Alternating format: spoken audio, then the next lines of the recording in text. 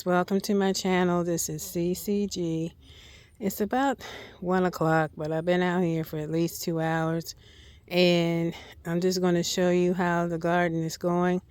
We've been having some animals coming in here, tramping into the beds and eating the food. So I had to go through a lot of these pots and the lower raised beds, which will eventually be replaced because we don't want to keep losing food because the deer and whatever else is lurking around here are getting into everything. So here are the pots. Now, some of them I had to restart because, like I said, it ate it. And some, it's mainly because they ate it. I mean, ate the whole friggin' plant. So some things they didn't. As you can see, it's some spinach here.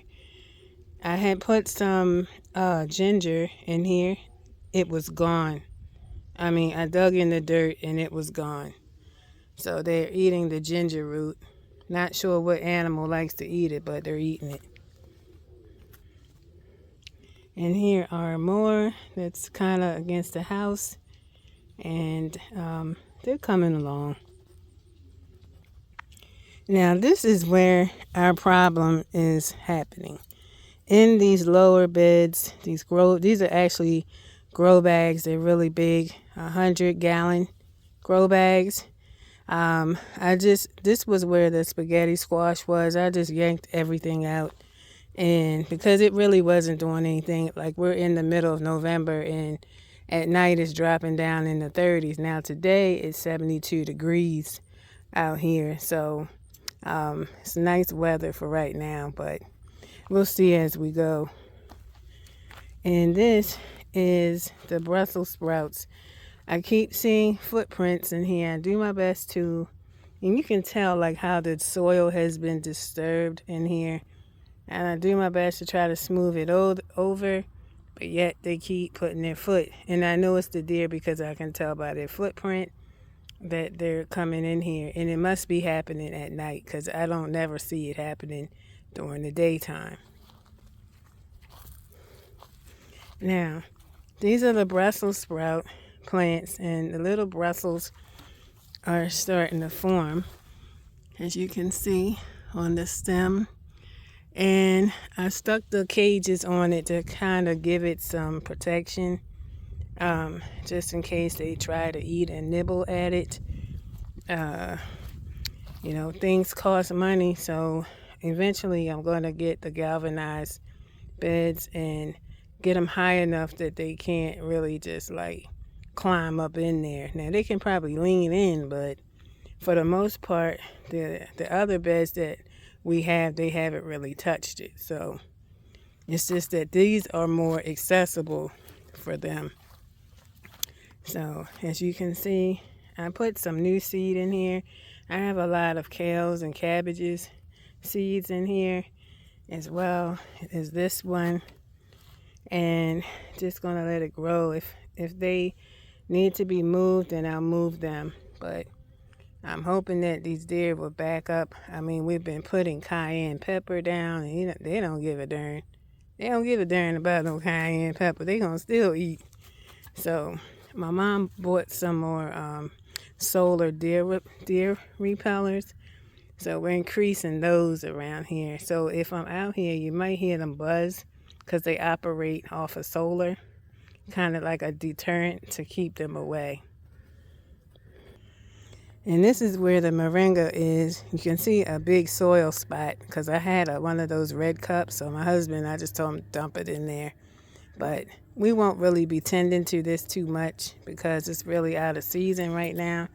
There's a few leaves on here, but I'm going to wait till spring when they really come into full bloom. Then I'll be able to harvest more moringa. And this is one of our mammoth dill beds.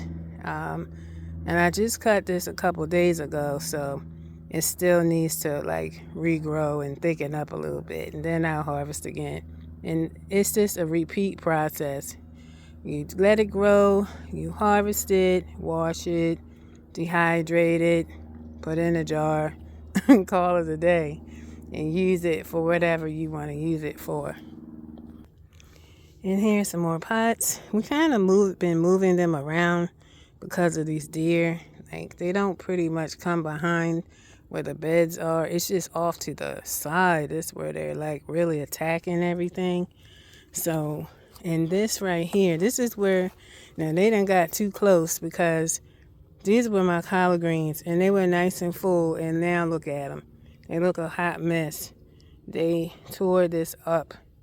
And so, I don't know, I'm kind of almost reluctant to put some of that milk thistle in here, and maybe that'll deter them from eating some of this stuff, because the milk thistle has all kind of little pointy, sharp little edges on it. Maybe it'll, deter them from eating out of this garden.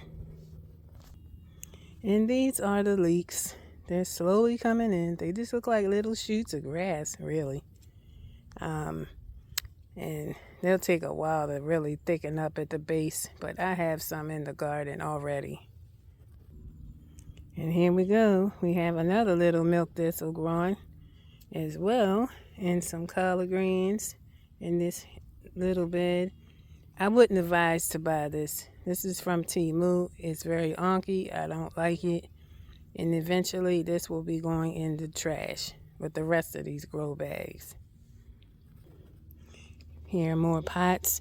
I'm going to move these pots, but it won't happen today. I just tried to pace myself out here because it's a lot of work to do, and I don't want to overtax myself. And I just or I can wait till my husband gets home and he will help me.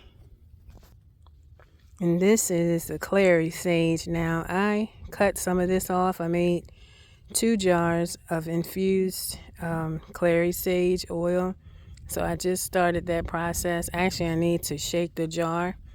So, yeah, just a rub. And it's supposed to be really good for women that have menstrual cramping problems, things like that. Helps subside from the cramping. So I made some of that as well. Okay, so these are some of the pots that I had on the side. As you see, I made a whole row of them. I moved them over here. And I'm going to do probably space down that way a little bit and throw another row back here, just to kind of keep these animals, hopefully, from eating everything. And I'm going to just show you the row of pots from all ends, rather than me going to each one all the way down. Okay, so in this bed, I know there's a couple weeds in here. I'm constantly pulling these weeds, but yet they just come out of nowhere. But my husband and I are going to clean this up and put some more mulch in here. I have a couple small plants. That's why I'm kind of hesitant, because even though the weeds are growing constantly, I do have some plants in here that I don't want to kill. I'm just trying to wait till they mature some more, and then I'll put the mulch inside. And those are the 2 eggplant, the little ones that we had. I already cut back one of them. And also these little pepper plants. I'm just going to keep these out, but the other ones we covered up for the winter, and just let it ride and see what happens. And this was where the other eggplant is covered up, and all the celery. Soon I'm going to harvest this, and I'm going to probably juice a lot of this and maybe dry those leaves. I can use them as a seasoning for food, that we cook around here.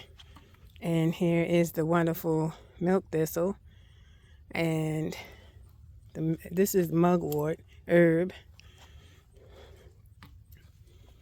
And we do have oregano right around here where the milk thistle is kind of stretched out. So it's kind of hard to see it because the weeds are climbing all over top of it. They look almost the same, but only way I can really tell is if I use this app or if I just get down here and really just smell it, because I can tell, I know what oregano smells like.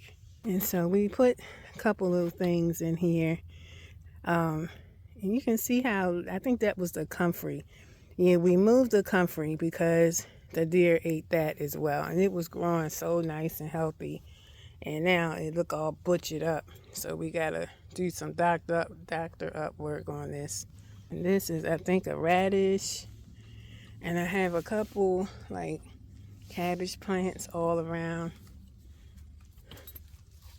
That's spinach. Spinach, I think I'd rather grow that in a container because it just flops all over the place.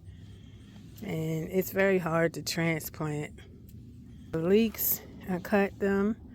And I have 2 cups of lettuce that I'm going to stick in here. But these other lettuce, I have butter lettuce, organic, growing. And more greens. I think these are mustard greens. And the lettuce is really taking off. It looks really nice. Nice and healthy and beautiful. Have your own salad. Forget buying it at the store. You just grow your own food. Our squash plants. Have a couple squash plants and crookneck and the zucchini.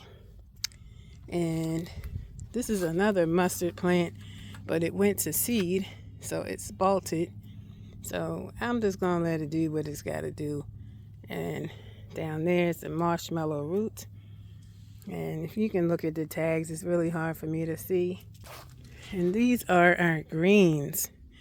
They're getting taller, as you can see. So I'm keeping them up. I'm keeping them up. I'm gonna see how tall. Now, if they grow 7 feet, I'm going to chop it down because I can't. I know I'm 6'2", but I'm not climbing up no greens stem trying to get some leaves. It ain't happening. So there's a variety of different greens. We have Georgia collards. We have the purple kale. We have curly kale. We have lacinato kale, and that's it. So there's a whole bunch of variations of kales in there. This is our other mammoth dill, and you can see it's starting to thicken up and grow back. So I'm gonna keep harvesting until it just totally withers away. But I don't know, it's been kind of mild out here, so I might be able to hold on a little longer. And these are the broccoli plants as well. And over there in the corner we have cabbage plants. They're like baby plants in there, because these were our pepper plants here.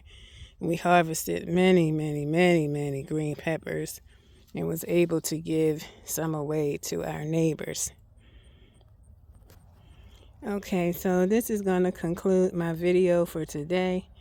Make sure you like, comment, and subscribe to the channel, and don't forget to turn on your post notifications. Thank you so much for watching, and I'll see you on the next video. Peace.